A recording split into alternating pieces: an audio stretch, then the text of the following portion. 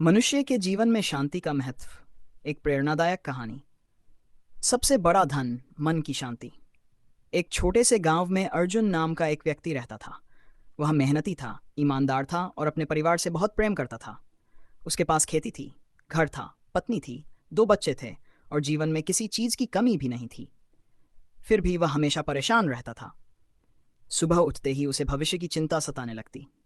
खेत में जाता तो बारिश की चिंता, घर लौटता तो बच्चों के भविष्य की चिंता, रात को सोता तो धन की चिंता। धीरे धीरे उसकी चिंता इतनी बढ़ गई कि उसने हंसना लगभग छोड़ दिया। परिवार के लोग भी उसके स्वभाव से दुखी रहने लगे। एक दिन उसकी पत्नी ने कहा, आपके पास सब कुछ है, फिर भी आप खुश क्यों नहीं रहते?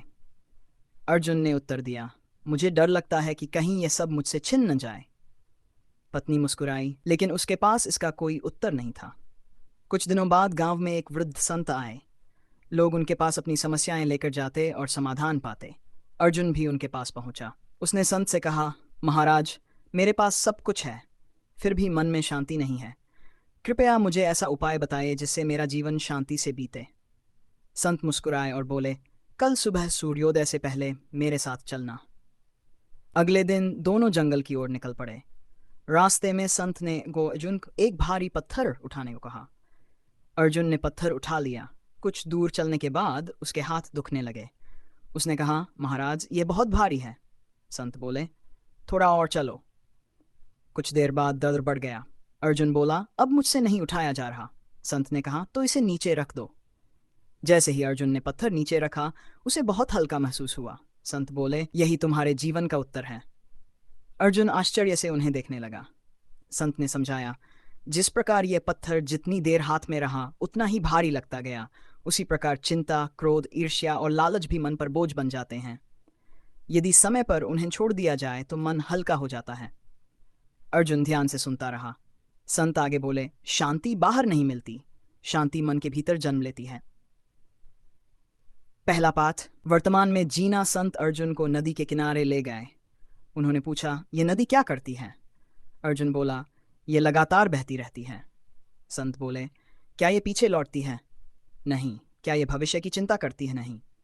फिर भी ये अपने लक्ष्य तक पहुंच जाती है। संत बोले, मनुष्य भी यदि बीते हुए कल के पछतावे और आने वाले कल की चिंता छोड़कर आज को जीना सीख ले तो उसका आधा दुख समाप्त हो जाता है। दूसरा पाठ, संतोष सबसे बड़ा धन। संत ने अर्जुन को दो किसानों की कहानी सुनाई।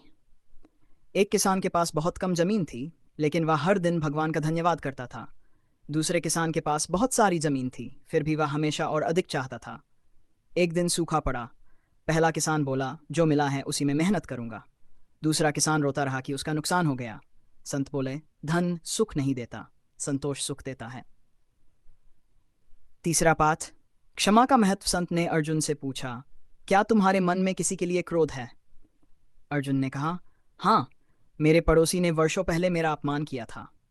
संत ने कहा, तुमने उसे अपने मन में इतने वर्षों से बैठा रखा है, नुकसान किसका हुआ? अर्जुन चुप हो गया।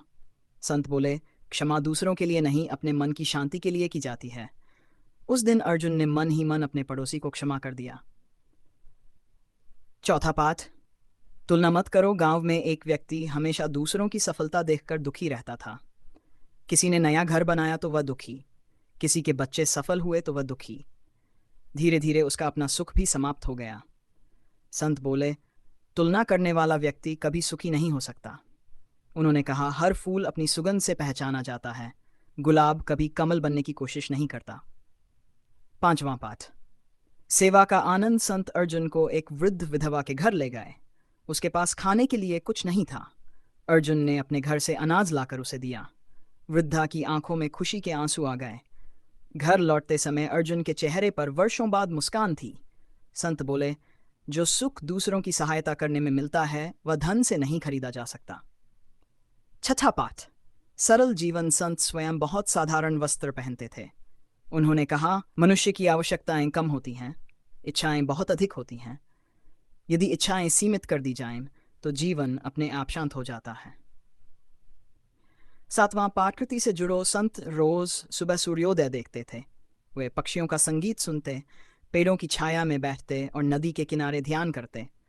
उन्होंने अर्जुन से कहा, प्रकृति हमें धैर्य सिखाती है, बीज को वृक्ष बनने में समय लगता है। सूरज रोज समय पर निकलता है। नदी बिना शिकायत बहती रहती है। मनुष्य यदि प्रकृति से सीख ले तो उसका जीवन संतुलित हो सकता है। 8वां पाठ, ईश्वर पर विश्वास। संत बोले, प्रयास तुम्हारा कर्तव्य है, परिणाम ईश्वर पर छोड़ दो। उन्होंने समझाया, जब मनुष्य हर बात को अपने नियंत्रण में रखना चाहता है तभी तनाव पैदा होता है। जो अपने कर्म पूरे मन से करता है और फल की चिंता भगवान पर छोड़ देता है वही शांत रहता है।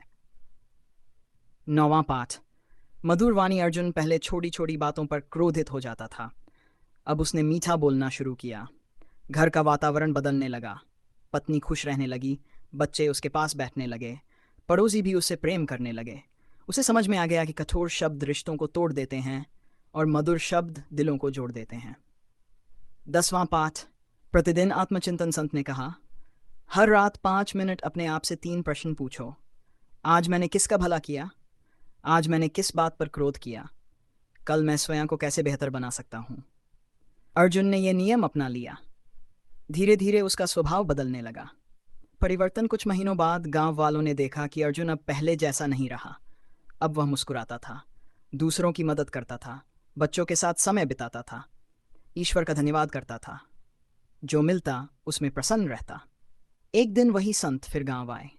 उन्होंने अर्जुन से पूछा, अब बताओ, क्या तुम्हें शांति मिल गई? अर्जुन ने मुस्कुराते हुए कहा, महाराज, पहले मैं समझता था कि शांति धन, सुविधा और भविष्य की सुरक्षा में है। अब समझ गया हूं कि शांति मन के भीतर है। जब मन से लालच, क्रोध, ईर्ष्या, भय और अहंकार हट जाते हैं तब जीवन अपने आप शांत हो जाता है। संत ने कहा, याद रखो, जीवन में समस्याएं कभी समाप्त नहीं होंगी, लेकिन यदि मन शांत हो जाए तो हर समस्या का समाधान सरल लगने लगता है। उस दिन पूरा गांव अर्जुन के परिवर्तन का साक्षी बना। समय बीता गया। अर्जुन बूढ़ा हो गया, लेकिन उसके चेहरे की मुस्कान कभी नहीं गई। लोग दूर दूर से उसके पास सलाह लेने आने लगे। वह सबको केवल एक बात कहता, ओपन क्वोट, शांति बाहर मत खोजो, उसे अपने विचारों, अपने व्यवहार और अपने कर्मों में खोजो। कहानी से मिलने वाली शिक्षाएं। मन की शांति सबसे बड़ा धन है। वर्तमान में जीने वाला व्यक्ति सबसे अधिक सुखी रहता है। संतोष ही वास्तविक समृद्धि है। क्षमा करने से मन हल्का होता है। दूसरों से तुलना करना दुख का कारण है। और सेवा और परोपकारात्मक आनंद मिलता है। सरल जीवन और उच्च विचार शांति का आधार हैं। प्रकृति से धैर्य और संतुलन सीखना चाहिए। मधुर वाणी रिश्तों में प्रेम बढ़ाती है। ईश्वर पर विश्वास और अपने कर्मों पर ध्यान जीवन को शांत बनाते हैं। प्रतिदिन आत्मचिंतन करने से व्यक्ति निरंतर बेहतर बनता है। क्रोध, लोभ, ईर्ष्या और अहंकार छोड़कर ही स्थायी शांति प्राप्त की जा सकती है। निष्कर्ष, मनुष्य का जीवन तभी सार्थक बनता है जब उसके भीतर शांति, संतोष और करुणा का वास हो। धन, पद, प्रतिष्ठा और भौतिक सुख जीवन को सुविधाजनक बना सकते हैं, परंतु वे मन की शांति की गारंटी नहीं देते। वास्तविक शांति तब प्राप्त होती है जब व्यक्ति अपने कर्तव्य का ईमानदारी से पालन करे, दूसरों के प्रति प्रेम और सम्मान रखे, क्षमा करना सीखे, प्रकृति के साथ सामंजस्य स्थापित करे और ईश्वर पर विश्वास रखते हुए वर्तमान में जीना सीख जाए। जिस दिन मनुष्य यह समझ लेता है कि सुख और शांति बाहर नहीं बल्कि उसके अपने विचारों, व्यवहार और कर्मों में छिपे हैं, उसी दिन से उसका जीवन सरल, संतुलित और आनंदमय बन जाता है। यही सच्चे अर्थों में सफल और शांतिपूर्ण जीवन का मार्ग है।